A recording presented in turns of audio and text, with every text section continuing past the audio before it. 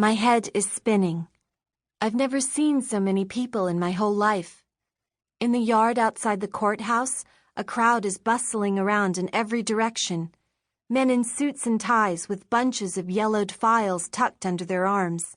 Other men wearing the zana, the traditional ankle-length tunic of the villages of northern Yemen. And then all these women, shouting and weeping so loudly that I can't understand a word.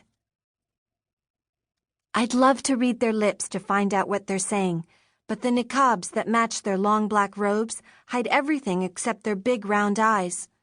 The women seem furious, as if a tornado had just destroyed their houses. I try to listen closely. I can catch only a few words.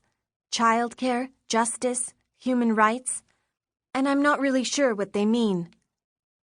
Not far away from me is a broad-shouldered giant wearing his turban jammed down to his eyes. He's carrying a plastic bag full of documents and telling anyone who will listen that he has come here to try to get back some land that was stolen from him. He's dashing around like a frantic rabbit, and he almost runs right into me. What chaos! It must be like Alka Square, the one in the heart of Sana'a, where out-of-work laborers go. The place Abba, Papa, often talks about.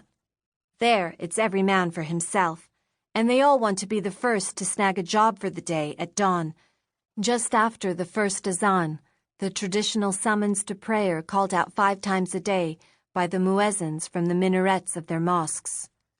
Poor people are so hungry they've got stones where their hearts should be, and no time to feel pity for the fates of others. Still, I'd like so much for someone here to take my hand, to look at me with kindness. Won't anyone listen to me for once? It's as if I were invisible. No one sees me. I'm too small for them. I barely come up to their tummies. I'm only 10 years old. Maybe not even that. Who knows? I'd imagine the courthouse differently. A calm, clean place. The great house where good battles evil, where you can fix all the problems of the world. I'd already seen some courtrooms on my neighbor's television with judges in long robes.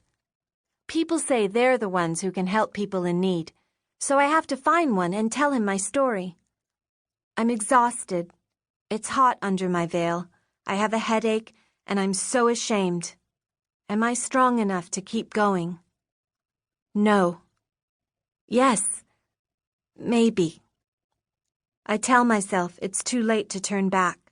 The hardest part is over, and I have to go on.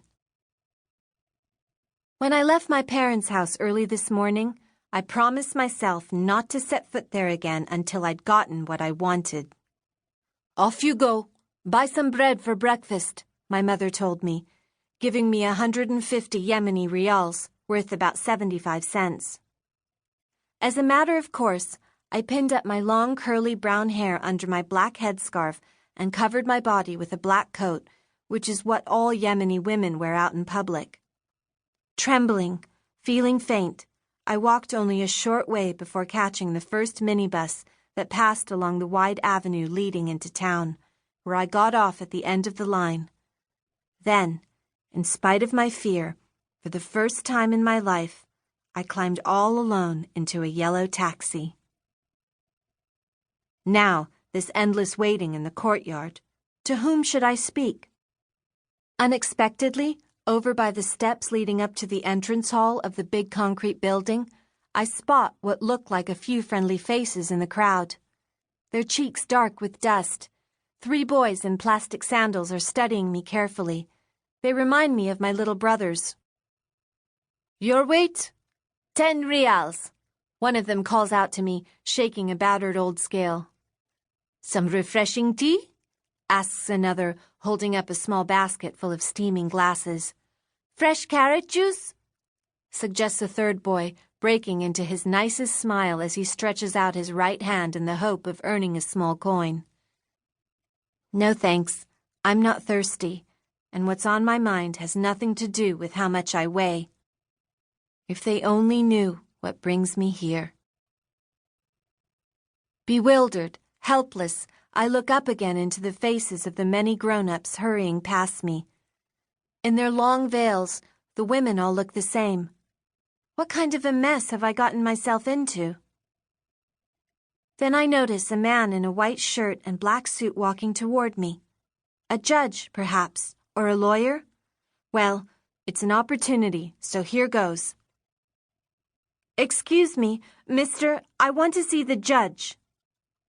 The judge. Over that way, up the steps, he replies, with hardly a glance at me, before vanishing back into the throng. I have no choice anymore. I must tackle the staircase now looming before me. It's my last and only chance to get help. I feel dirty and ashamed, but I have to climb these steps one by one to go tell my story, to wade through this human flood that grows even bigger the closer I get to the vast entrance hall. I almost fall down, but I catch myself. I've cried so much that my eyes are dry. I'm tired.